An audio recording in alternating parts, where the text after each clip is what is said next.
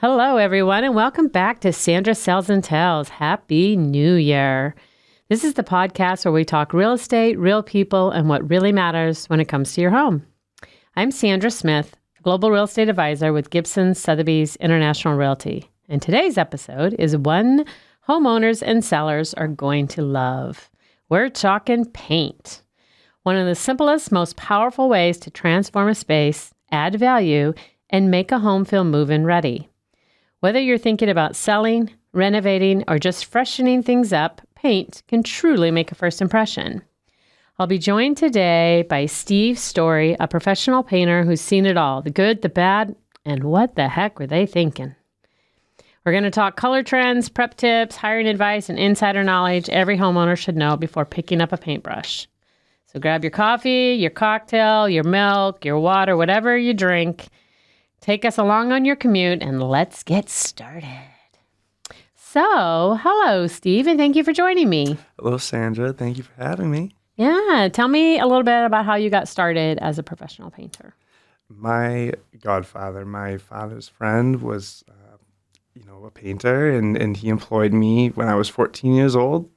I never really stopped. I went to school, and that was always my summer job when I was at college, and really get the internship experience, but here I am, still making people happy, painting houses. Right? Everybody loves a fresh coat of paint. It just brightens up the room. It makes you feel good.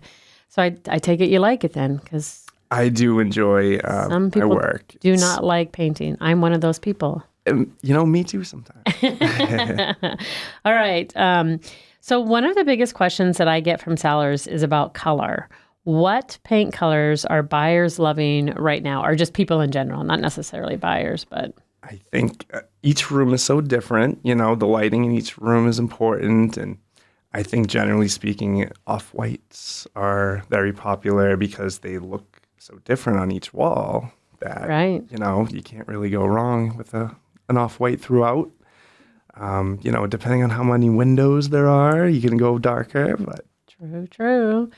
I've heard, and I don't know if this is true or not, but I've heard that like a light blue is a very calming one to have in a bedroom. Have you heard that? I would agree with that, Okay. Waking up in the morning to a nice blue wall. Right? It's like the blue sky. Yeah. Well, I'm glad that you agree with that because my bedroom is a light blue because I'd read that before. All right. So I know that prep is everything. That's probably the hardest job of painting. Would you say? I'd say 90% of the job, and the easy part is the painting. Okay. So you're getting ready to go paint a house.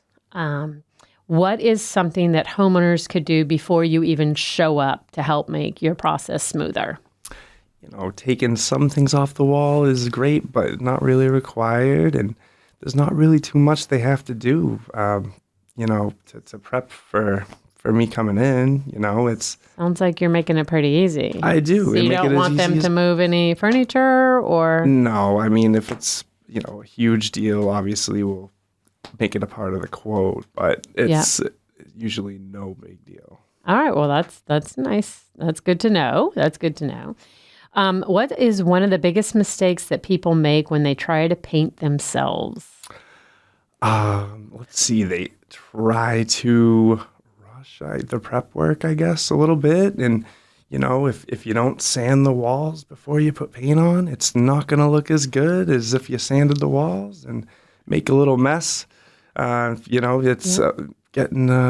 a mess is important to start getting a new fresh coat of paint on the walls. All right. So that's interesting. So do you have to sand every wall before you paint it, or? I'd say yes. And if you want a nice smooth glass look, then get rid of the old boogers that the old painter put in there, paint. And right.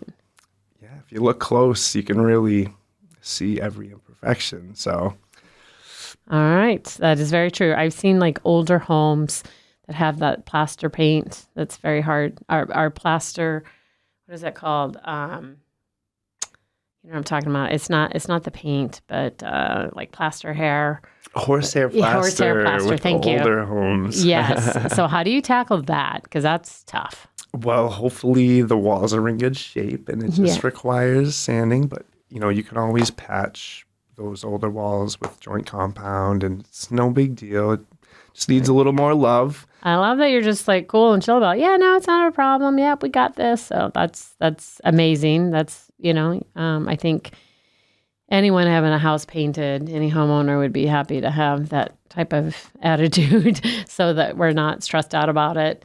Because lots of times the stress is deciding to paint and then what color to paint. So in my profession and going to sell a house, neutral is best as well. But there's definitely houses, and I'm sure you've seen or even done it for people, but they like different colors in every room. And it's not everybody agrees with that. Everybody has their own taste. But if you're getting ready to resell, I would go with what you suggested, which is like a nice off-white, because it kind of shows.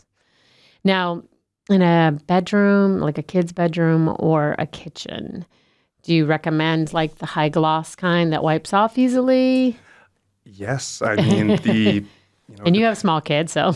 I do. So depending on how high traffic the area is how washable the paint you want to be. Okay. Ideally, a hallway.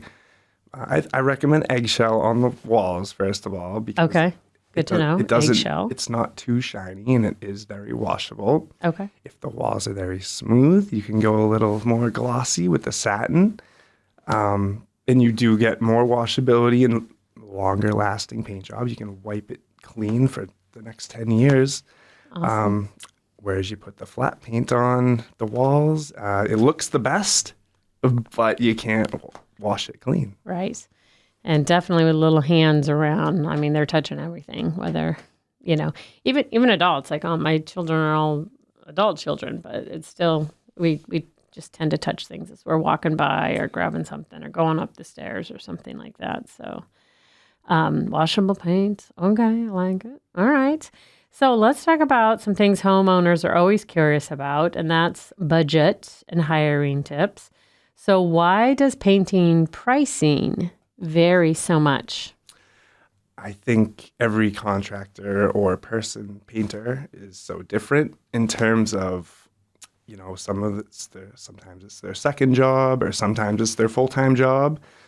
Obviously, the people who are doing it full-time have insurance and everything, a little bit of more overhead than the weekend painter. Correct. But it's where do you draw the line? I know at the end of the day, your budget is all that matters sometimes. So, right. You can, do the best you have to do to weed out, the kind of job you're looking for. Right. And quality is always important. The job speaks for itself, and it should be new for the next decade or two. All right. I like that. So anybody that's out there listening and thinking about painting and, freshening up, sprucing up their house, and they want to hire a pro, what are some questions they should ask when hiring a painter other than price?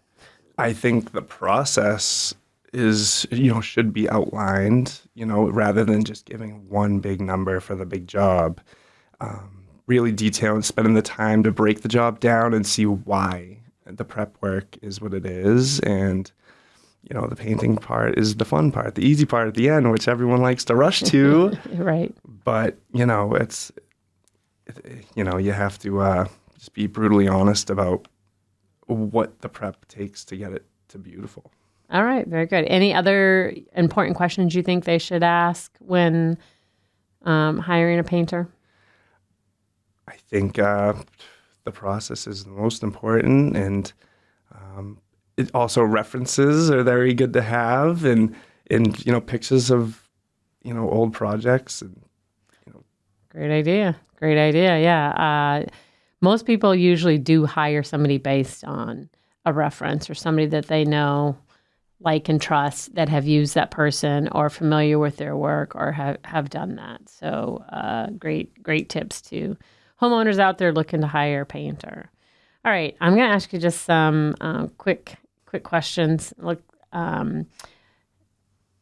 just for fun. So what is your and maybe you've already answered these, because I have favorite neutral color. Let's see. We have Stonington Gray is flying off the Oh, shelves. okay. Stoning, is that like a very light gray? I'd say it's darker than an off-white, Okay. and I think it's still, it has a nice look to it. Nice, good neutral color. Against brand new bright white trim. Oh, yes, yes. Now, there's another question. When you do the painting, you're doing a bedroom, you do the trim around windows, doors, baseboards, all of it, or just the walls? If it was just the walls only, I would recommend the baseboards. Okay. In addition to those, because it looks way better if the baseboards are done. And, once you start making the trim paint new on the door casings, for example, Yeah. then the door is going to stick out as being old. The whole, where do you draw the line for True. painting the trim? True. What about ceilings? Do you like doing ceilings? And do you do ceilings? Ceilings would be the first thing to be done. Okay. Work from the top down, and All right. 2 coats on the ceiling should be, the best job you can get. Depending on a bathroom, sometimes an eggshell ceiling is, it resists the moisture way better than a flat ceiling. Oh, okay. Good to know. You get the washability on the ceiling and mold resistance. And Very good to know. That's a fun tip to know for your bathrooms. If anybody's out there trying to do it yourself, go with the eggshell or satin, Or on the ceiling. on the ceiling. All right. So my next question that I had written down was matte, satin, or semi-gloss. And it sounds like you're kind of like it depends on the location. Yeah. And, I think it's worth paying a little extra money for the nice matte paint. Okay. Because you do have the washability of an eggshell, and the look of the matte it looks flawless, because it doesn't highlight all the imperfections like an eggshell or a satin would. So it looks like glass when you stand back and look at it. Which is nice. You like that smooth look when you walk in. When I walk into houses that I show or I'm listing it, you can tell if they've, done that. So that brings me to another question.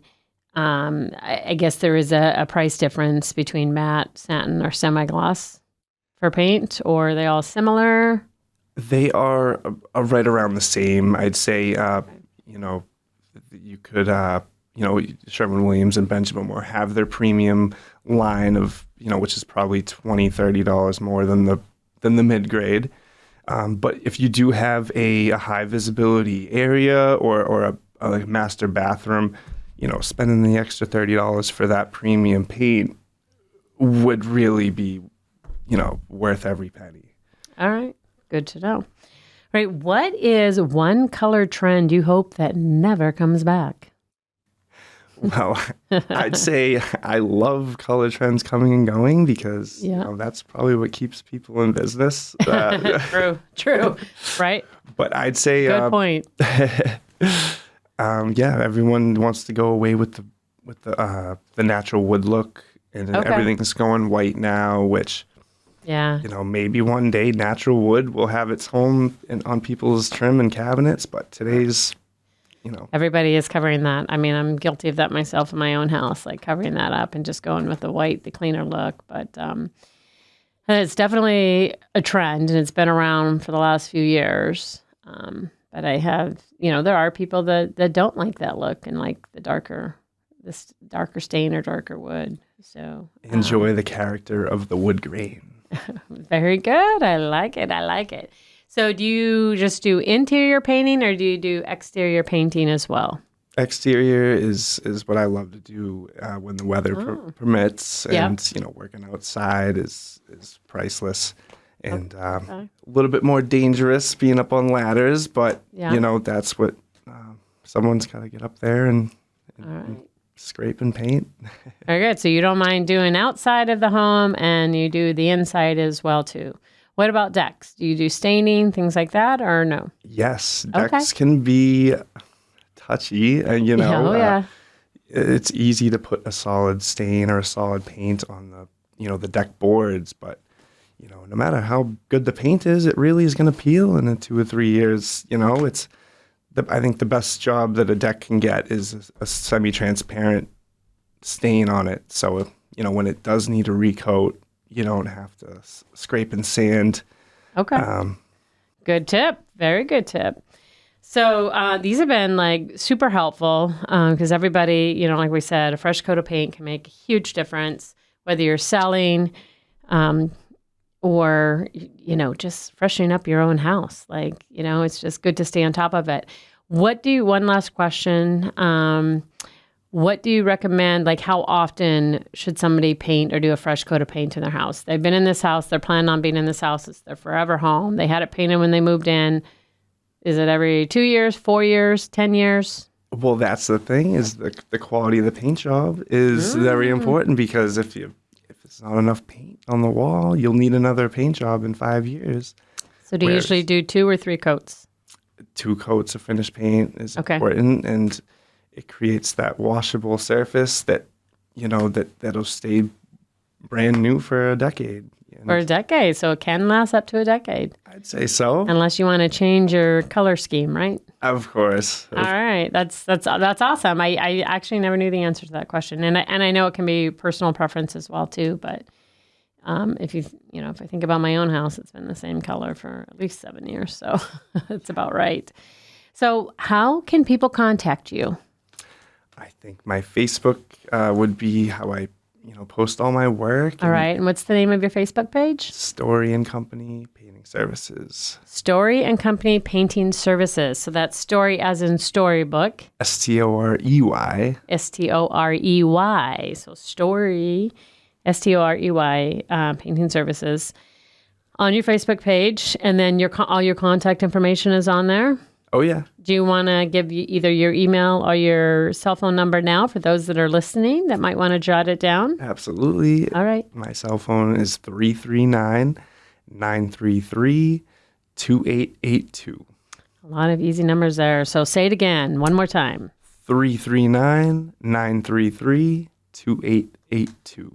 And that is Steve Storey for painting. If you just even want to get quotes, right? Because sometimes you just go do quotes. They don't have to make that decision right away. Quotes are free, and I spend my time on my quotes to set myself apart from the rest.